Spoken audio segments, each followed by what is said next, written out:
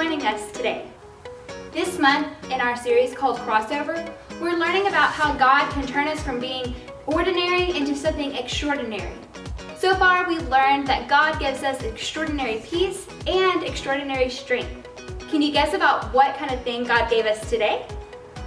Before we go into our lesson, let's play a game.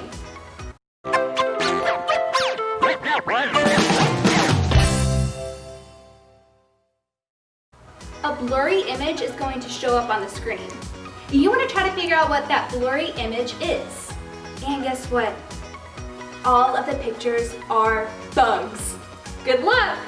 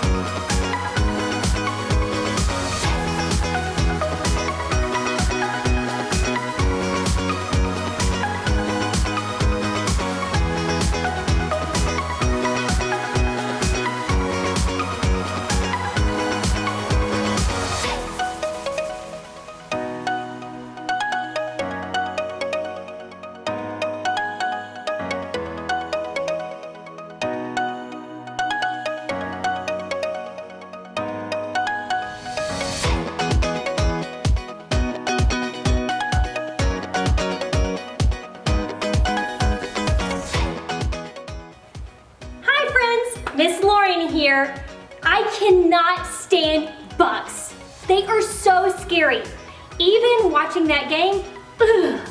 Is there something you're afraid of? There was something that the people in the Bible story did that was really, really scary. We're gonna learn about that in a second. But first, our big idea. Our big idea is God gives us extraordinary courage. Thanks, friend. Having courage means being brave. Let's go to the Bible story to see how they were brave. It's time for a Bible story. A long time ago in the land of Israel, there lived 3 young guys named Shadrach, Meshach, and Abednego. Whoa, hold on, wait a minute. What are those names? Did you say their names were Sad Rat, Mean Hat, and a Bendy Goat? No, not even close. Their names were Shadrach, Meshach, and Abednego. And they were some pretty solid dudes.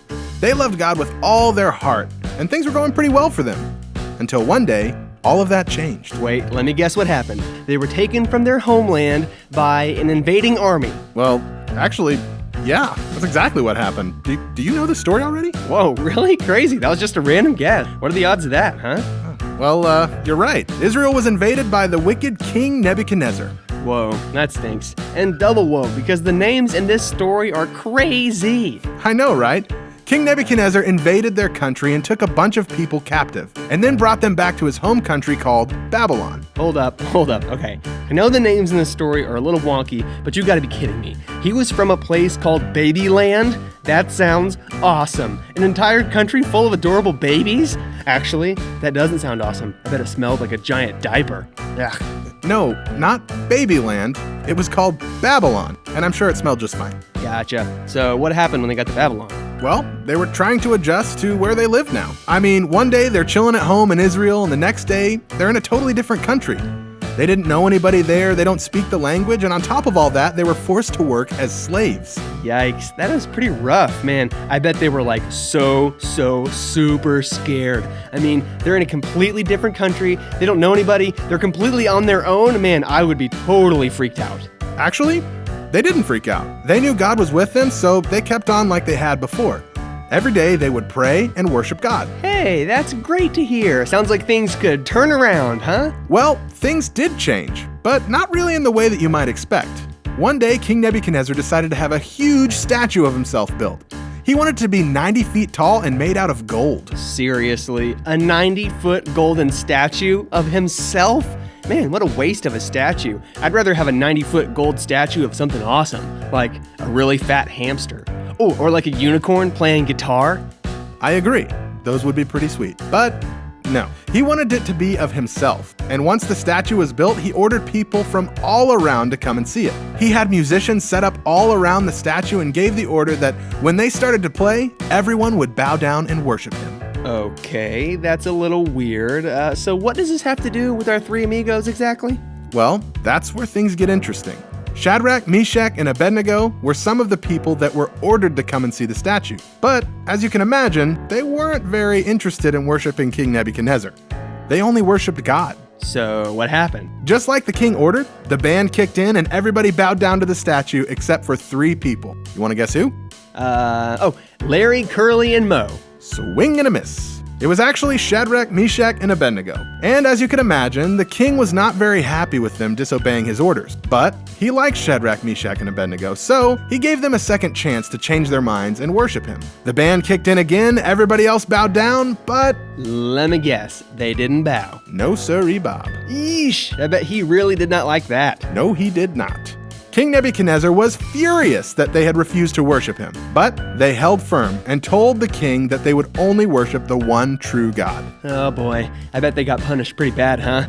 The king's guards grabbed Shadrach, Meshach, and Abednego and took them to a huge fiery furnace, a giant oven with flames blazing out all over it. And yes, it was very hot. The king decided to give them one more chance to bow down to him, and if they didn't, he was going to throw them into the fiery furnace. They trusted in God and they weren't afraid. They knew that God was more powerful than King Nebuchadnezzar, and if God was on their side, they didn't have to be afraid. So when the king said one last time to bow down, they refused. Uh-oh, so did he throw them in the furnace? Nope. Instead, the king ordered the furnace to be made 7 times hotter than it already was, and then throw them in. What? How do you even do that? That's gotta be like as hot as the sun, or like an atomic bomb, or my new mixtape. No. So another set of guards grabbed Shadrach, Meshach, and Abednego, dragged them over to the furnace, and threw them inside. King Nebuchadnezzar and everybody else watched as they closed the door and waited. But what happened next? Nobody ever expected. There in the furnace, in those blazing hot flames, stood 4 men. Hold up, wait a second. There were 4 people? I thought you said they threw in 3 people. You know, Shadrach, Meshach, and Abednego. That's only 3. True, but there was a 4th person in the furnace with them. It was Jesus. What? Yep, Jesus was with them in the fiery furnace and protected them from the flames. King Nebuchadnezzar told them to come out, and they walked out completely unharmed. Their clothes didn't even smell like smoke. That is incredible. So that's why they weren't afraid of the king, huh? They trusted in God so much and knew that he would be with them when the times got tough. Exactly. That day, Shadrach, Meshach, and Abednego showed King Nebuchadnezzar and everyone in Babylon that God was with them, and no matter what came their way, they didn't have to fear. That is totally stinking awesome. You bet. The end. Can you believe that? Shadrach, Meshach, and Abednego were thrown in a fiery furnace because they did what God asked them to do. They were not going to bow down and worship someone that was not God.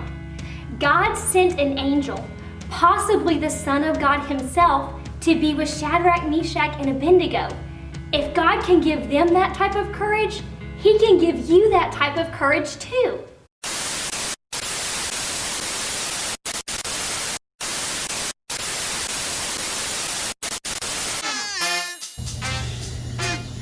Howdy. Do you know what the banana said to the dog? Nothing. Bananas can't talk.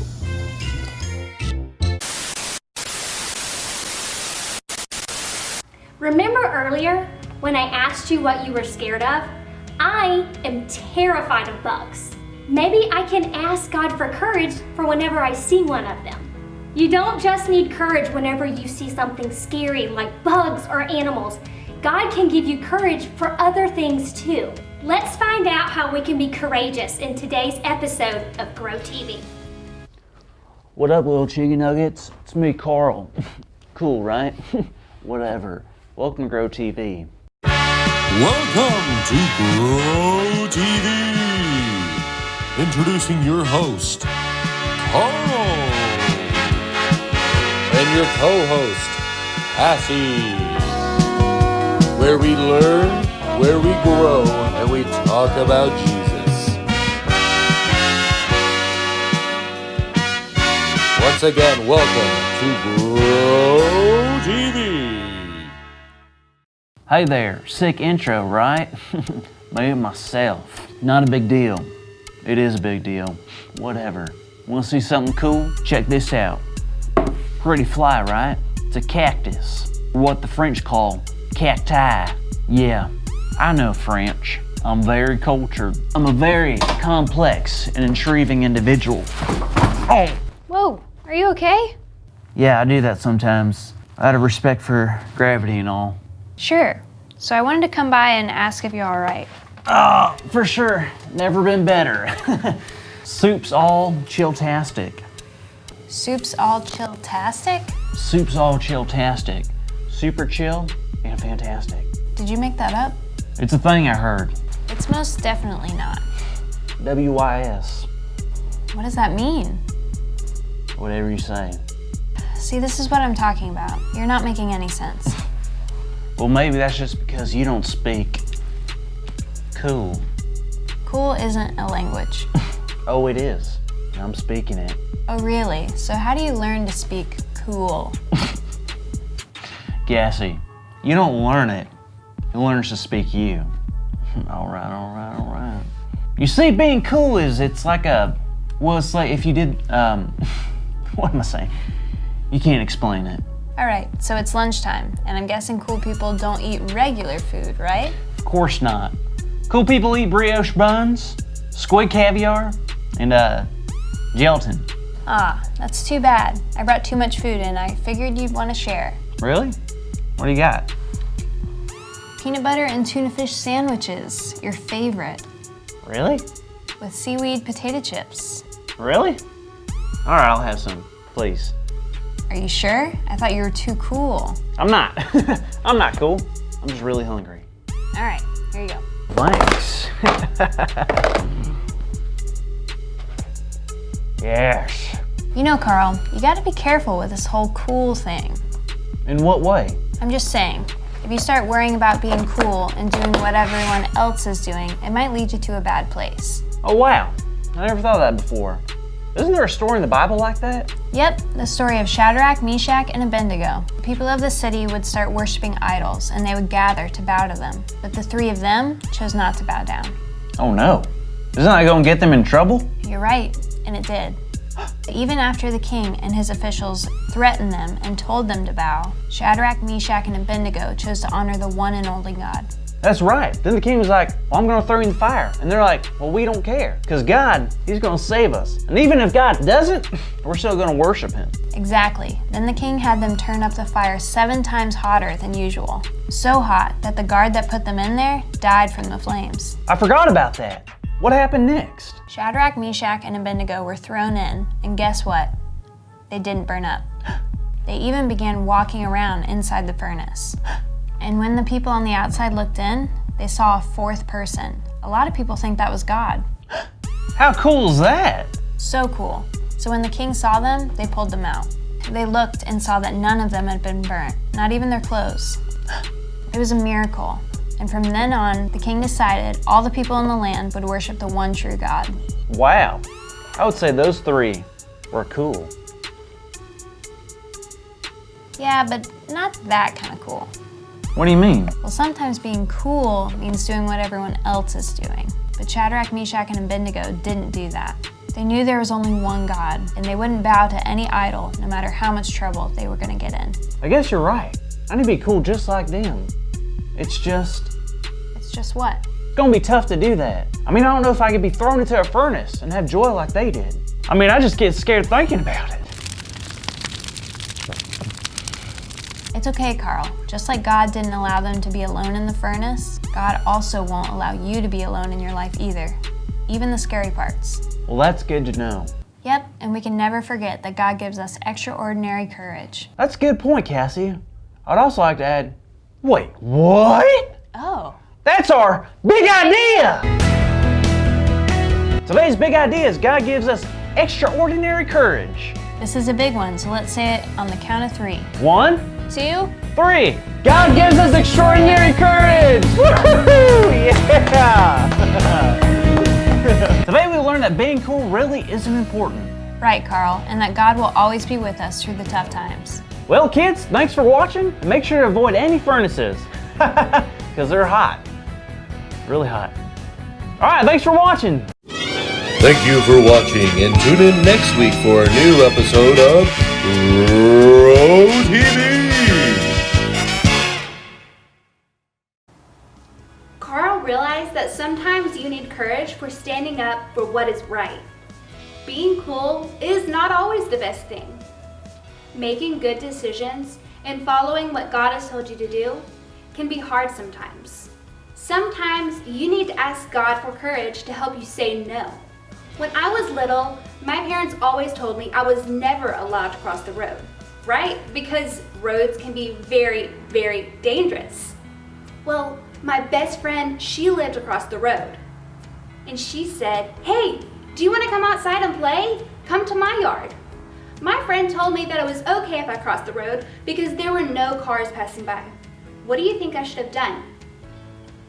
In that moment, I knew that I needed to ask God for courage to say no to my friend, because even though I knew that I really wanted to play at her house with her, I knew that it was not the right decision to make. And thankfully, God gave me the courage to say no. If you look at Psalm 46, 1 and 2, you will see that the Bible says, "God is our refuge and strength, an ever-present help in trouble. Therefore, we will not fear." This means that God will give you courage. In times of fear or confusion, trust God to give you extraordinary courage. No, I won't be afraid. You are with me. You are right beside me every day. Even when it feels like everything's going wrong, I can look up to you, God, and find my strength. Your love is